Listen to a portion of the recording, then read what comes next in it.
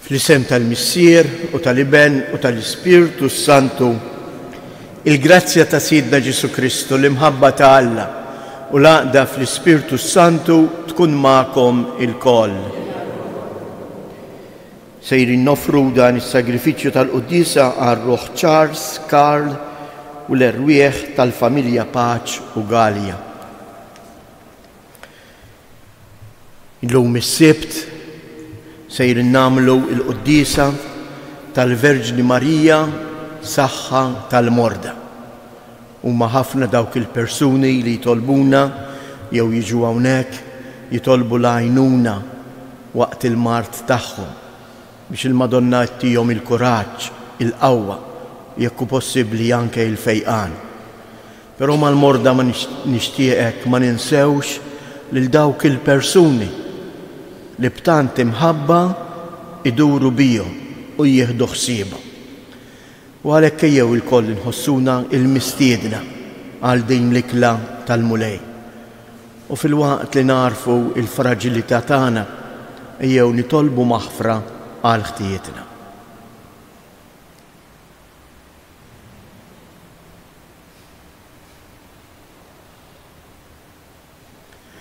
Nistqar l-Alla li jista' kollox u lilkom ħuti li jiena dnibt ħafna bil-ħsieb, bil-kliem u bil-għemil u billi ħallej dmirijieti, ħtija tiegħi, l-akbar ħtija tiegħi. Għalhekk nitlob il-Imqazza Marija dejjem Verġni, l-Anġli u l-Qaddisin kollha u lilkom ħuti biex titolbu l-Mulja. Iħenna lina Alla li jista' kollox, jaħfrilna dnubietna u jwassalna għal ħajja ta' dejjem.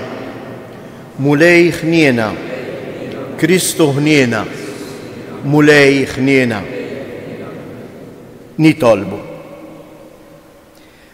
Għamel mulej Alla tagħna li jinkunu dejjem qawwijin u sħaħ fir-ruħ u fil-ġisem u li bit-talb glorjuż tal-Verġni Imqazza Marija ninħelsu mid-dwejja ta' issa u nikbru fil-għena ta' dejjem bibnek Ġesu Kristu Sidna li hu Alla u li miegħek jgħix u jsaltan flimkien mal-Ispirtu Santu għal dejjem ta' dejjem. Amen.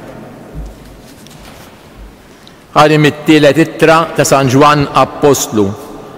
Għażiż Gajju, int qiegħed iġġib ruħek bħala bniedem tal-fidi f'dak li qiegħed tagħmel għal ħutna imqar meta jkunu barranin.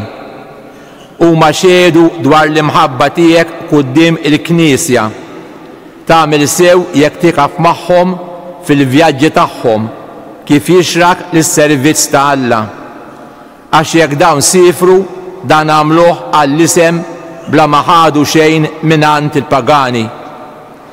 Mela nies bħal dawn aħna fid-dmir li nilqawhom ħalli bekk nissieħbu magħhom fil-ħidma għat-tixrid tal-verità. Il-kelma tal-mulej inroddu ħajr il-Alla.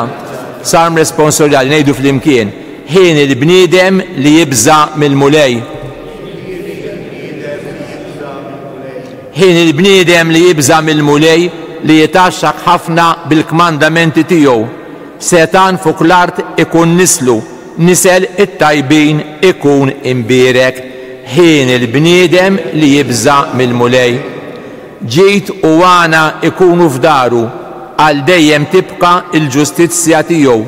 Dawl fid-dlam ifeċċa t-tajbin, twajjeb u ħanin il-bniedem sewwa flimkien. Ħin il-bniedem li jibża mill-mulej.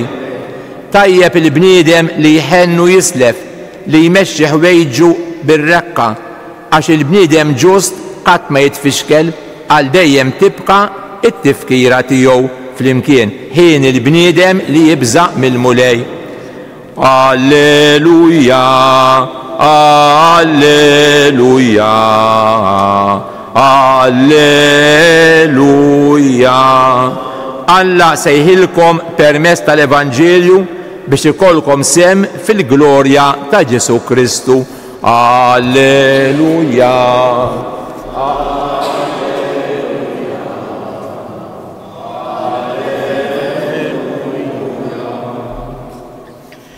Il-mulej ma'kom.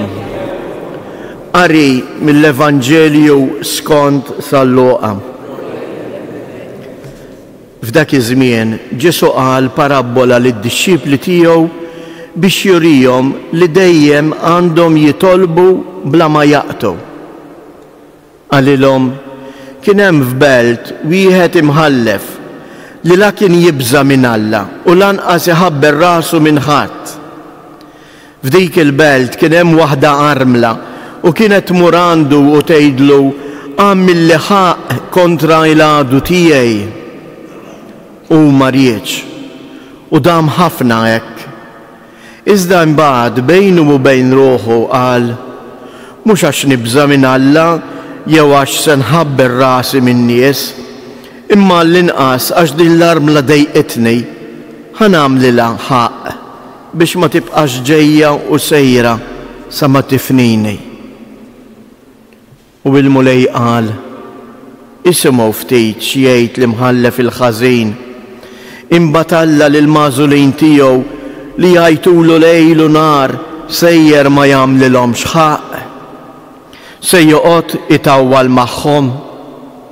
Jien ngħidilkom li malajr jagħmlilhom ħaq. Imma taħsbu intom li bil il-bniedem se jsib fidi fuq l-art meta jiġi? Il-kelma tal-mulej.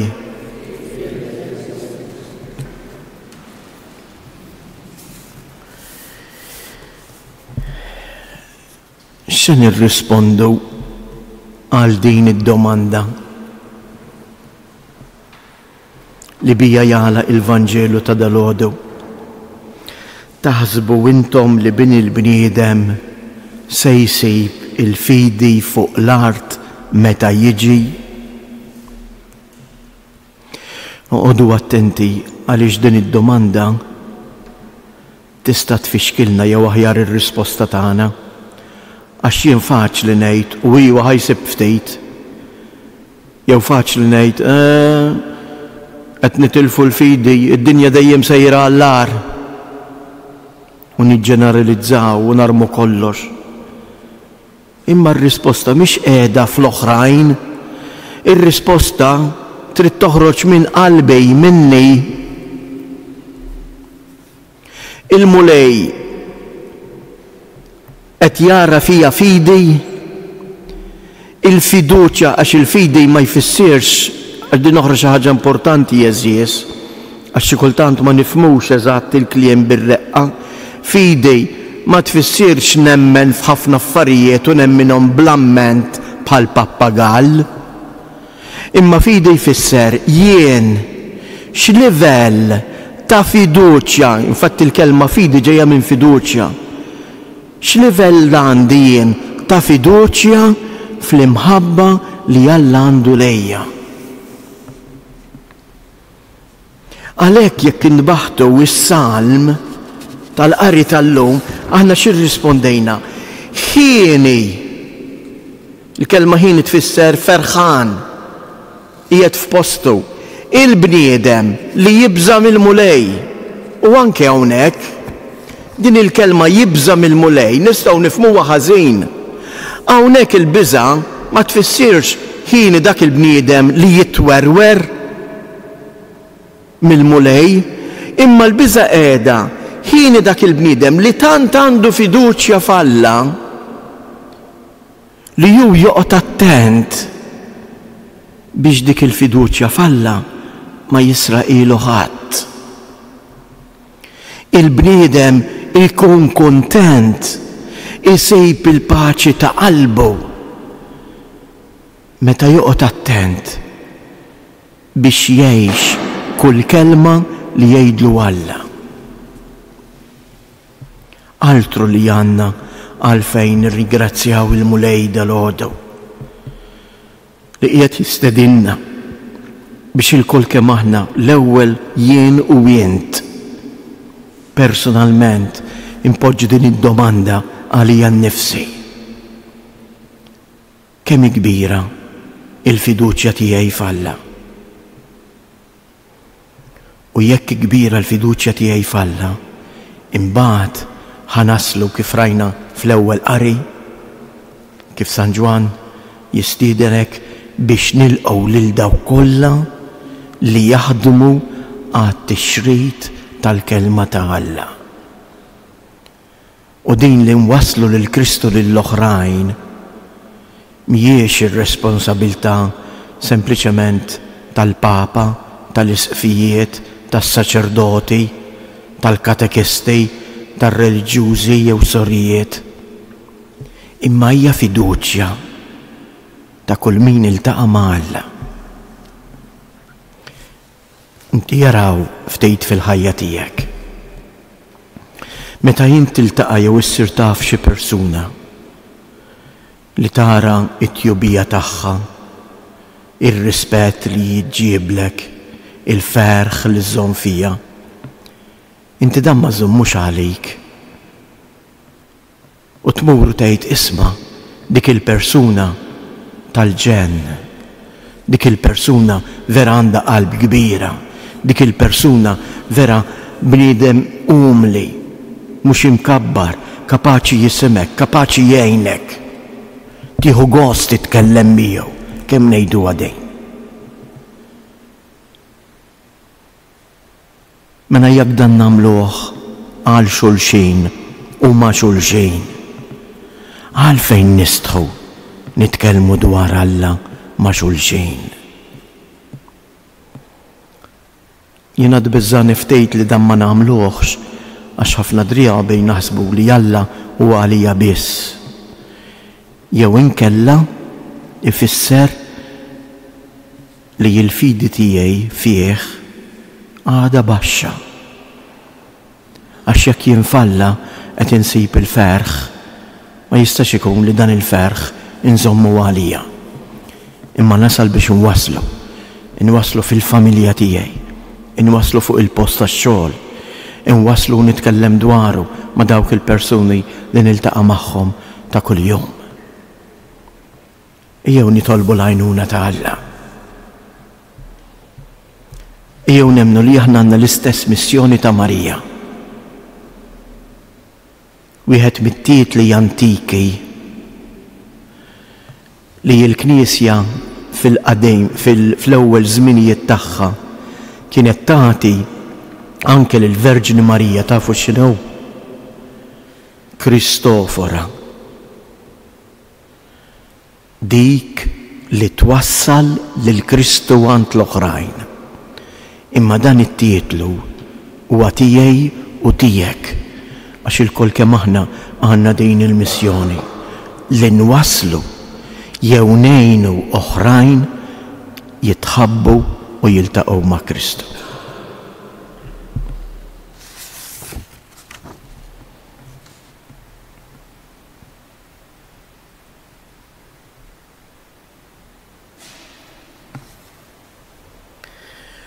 Jew ħuti nresqu it-talbiet tagħna fil-imħabba u l-ħniena tal-mulej. Nitolbuk mulej għall-Knisja mqazza tiegħek sabiex hija bħal Verġni Marija li tagħha hija l-mudell u xbija ħajja tkompli twassal lil Kristu u lil bnedmin kollha. Nitolbu għas-setanin tal-art sabiex jaħdmu tassew ħalli sseħħ il-paċi u s-sliem fost l-umanità kollha.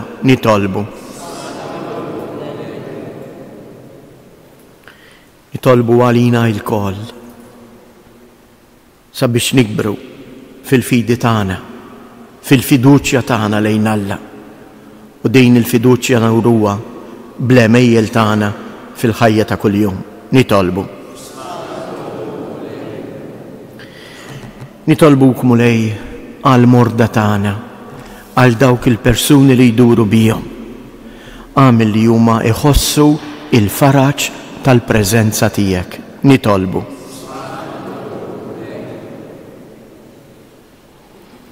Ħini il-bniedem li jħenn u jislef. Għatina il-qawwa mulej li dan aħna wkoll ngħixuh bejnietna u maħutna. Nitolbu.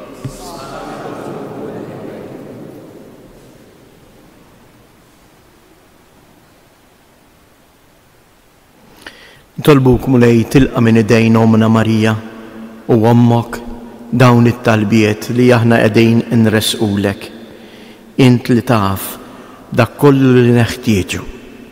Imlina int bil-qawwa tal-Ispirtu biex inkomplu nimxu dejjem warajk, għax int l-uniku raj tagħna, int li tgħix wis-saltan għal dejjem ta' dejjem.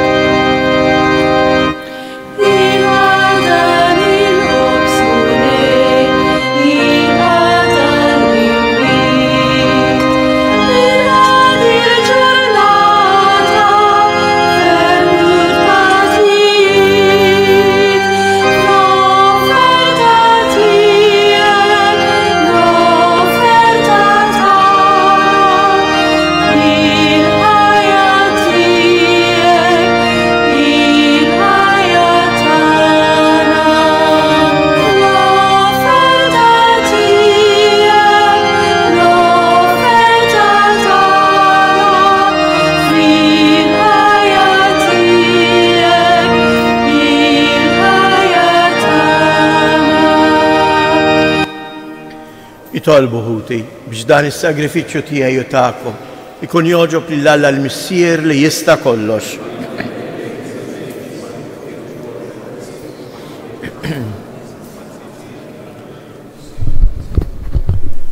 Ilqa' mulej it-talb u l-offerti li aħna fidili tiegħek qegħdin nagħmlulek fit-tifkira tal-Verġni Mqazza Marija biex permezz tagħhom noġbuk u naqilgħu għal għajnuna tat-tieba tiegħek bi Kristus Jedna.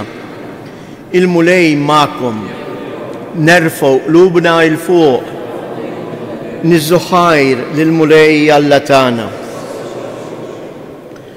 Xira li rroddulek ħajr, sewwa li nsebħuk Missier Qaddis, għaliex il-Verġni Mqazza Marija li jissieħbed b'mod tal-għaġeb fil-misteru ta' tbatija għal morda li jitolbu il-ħarsien tagħha tiddi bħala sinjal ta' saħħa u ta' tama fis-sema. Lil dawk li jħarsu lejja tagħtihom eżempju ta' ruħ marbuta għal kollox mar-rieda ta' Alla, kollha kemm hija xebħ ma' Kristu u li fl-imħabba bla istiegħu għalina refa' fuqu il-mart kollu tagħna u tabba bin-niket tagħna.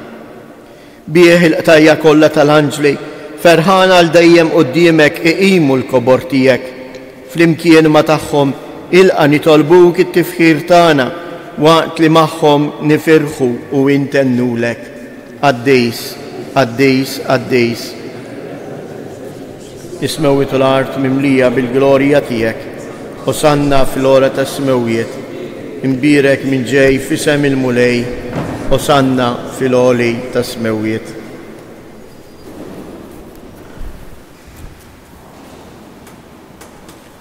Qaddis tas-sewwint mulej inti lajn ta' kull qdusija. Qaddes għalek li tolbuk dawn l-offerti bil-barka tal-Ispirtu tiegħek biex isiru għalina il-ġisem u id-dem ta' Siedina Ġesu Kristu li meta kien se jingħata biex mir-raj ħibati ħal ħobs rad il-ħajr qasam tal id-dixxiepli tiegħu u qal ħudu u kulu il-kol minn dan għax dan huwa ġismi li jingħata għalikom.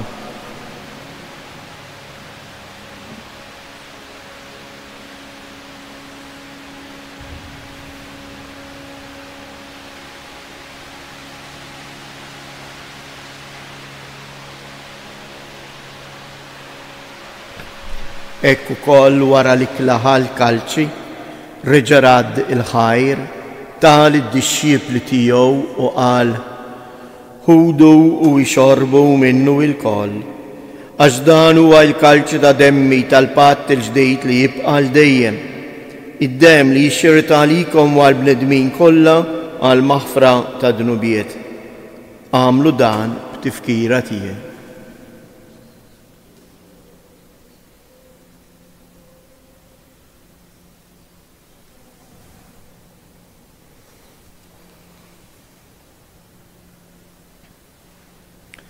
Danu il-misteru tal-fidi inħabru l-mewt tiegħek mulej, inxandru bil-ferħ il-qawmin tiegħek, nistennewk sa ma tiġi fil-glorja. Għalhekk aħna nagħmlu dan tifkira tal-mewt u l-qawmien ta' Sidna Ġesu Kristu, nofrulek mulej il-ħobs tal-ħajja u l-kalċi tas-salvazzjoni u rroddulek ħajr għaliex oġbok tilqana hawn quddiemek biex naqduk. U miċ-ċokon tagħna nitolbu li l-Ispirtu Santu jaqqadna f'ġisem wieħed lilna li nieħdu sehem il-ġisem u id-dem ta' Kristu. Ftakar mulej fil-Knisja tiegħek imxerda mad-dinja kollha, wettaqa fl-imħabba flimkien mal-Papa Franġisku, mal-Isqof tagħna Anton, l-isqfijiet u l-ministri tiegħek kollha. Ftakar ukoll fħutna li raqdu bit-tama tal-qawmien. Ftakar fil-mejtin kollha, daħħalhom quddiemek fid-dawl tas-sebħ tiegħek. Ħenna lina l-koll nitolbuk, għati lilna wkoll il-wirt tal-ħajja ta' dejjem, flimkien mal-Verġni mqazzhom Malla Marija, mar-raġel tagħha San Ġusepp, l-Apostli u l-Qaddisin kollha li jgħixu fil-ħbiberija tiegħek sa mill-bidu tad-dinja. Għamel li magħhom infaħruk u nsebħuk b'Ġesu Kristu ibnek. Bi Kristu, ma' Kristu u fi Kristu. Jingħata lilek għala missier li tista' kollox, flimkien ma' l-Ispirtu Santu kull ġieħu glorja għal dejjem ta' dejjem. Ejjew nitolbu kif għallimna u ridna nagħmlu li bentalla għas-salvazzjoni tagħna. Missierna li inti fis-smewiet jitqaddis ismek, tiġi saltnatek, ikun li tritjent kif is-sema hekk fl-art. Ħobżna ta' kuljum matina llum, aħfrilna dnubietna bħalma naħfru lil min ħati għalina u la ddaħħalniex fit-tiġrid iżda eħlisna mid-deni. Eħlisna nitolbuk mulej minn kull deni. Atina fit-tieba u l-ħnina tiegħek il-paċi fi żmienna biex inkunu ħielsa dejjem mid-dnub u imħarsa minn kull inkwiet. Aħna u nistennew nittamaw lejna u l-miġja tas-Salvatur tagħna Ġesu Kristu. Mulej Ġesu Kristu li jgħid lill-Apostli tiegħek inħallilkom isliem, nagħtikom isliem tiegħi, la tħariex lejn dnubietna, iżda ħares lejn il-fidi tal-Knisja tiegħek. Għatija isliem u laqda li jien trid fija, jien li tgħix wis-saltan għal dejjem ta' dejjem. Il-paċi tal-mulej tkun dejjem magħkom. Għatu l-paċi lil xulxin.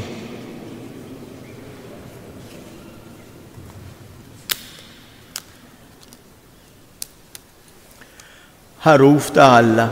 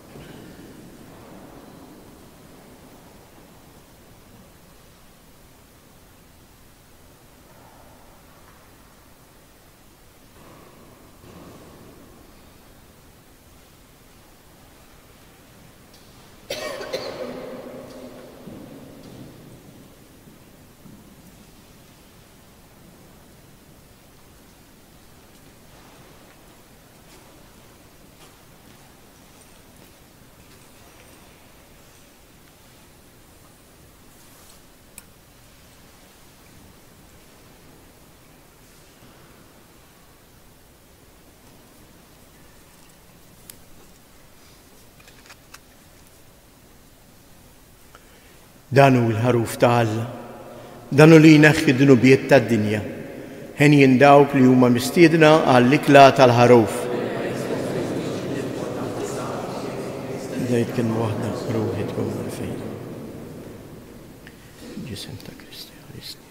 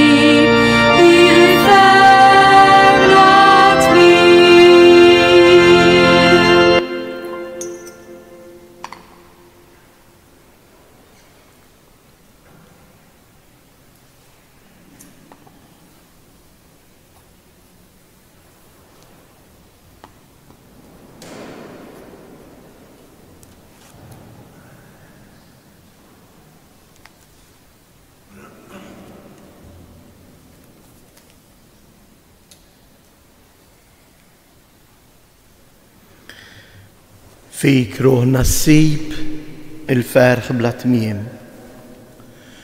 Jew eżies nirringrazzjaw il-mulej tal-li juġi fina biex jimlilna l-qalbna bil-ferħ tiegħu, bil-paċi tiegħu. Daw kol minn naħa l-oħra nibżgħu, noqogħdu attenti, nisru biex ma nħallu l-ħadd u l-xejn jisreqilna il-paċi tiegħu.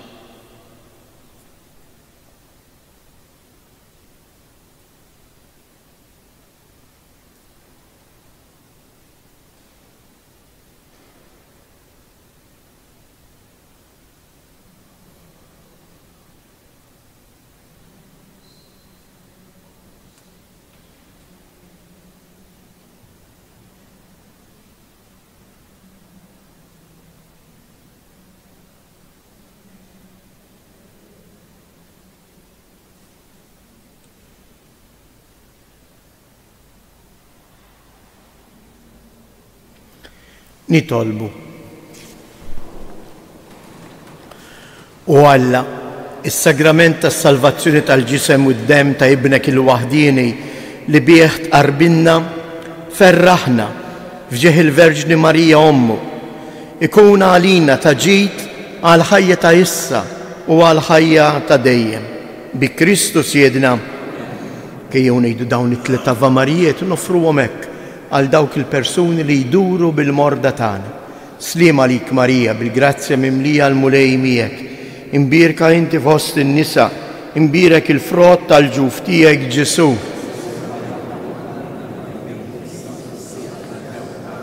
Sliem għalik Marija, bil-grazzja mimlija l-mulej miegħek, imbirka inti fost in-nisa, imbirek il-frott tal-ġuf tiegħek Ġesu. Sliem għalik Marija, bil-grazzja mimlija l-mulej miegħek, imbirka inti fost in-nisa, imbirek il-frott tal-ġuf tiegħek Ġesu.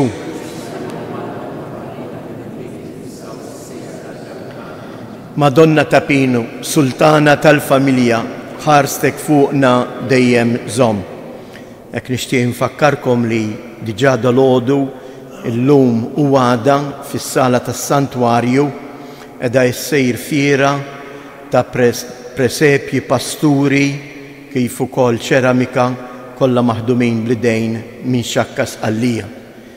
Il-qlieħ li jkun hemm qed imur kollu għal bżonnijiet tal-bini tad-dar tal-irtiri tas-santwarju. U għalhekk inħeġġukom biex tinżlu u takkwistaw xi rigal sabiħ għall-miliet li ġej. Il-mulej magħkom. Iberikkom Alla li jista' kollox, il-Missier, l-Iben u l-Ispirtu Santu. Morru u għejxu fil-paċi ta' Kristu.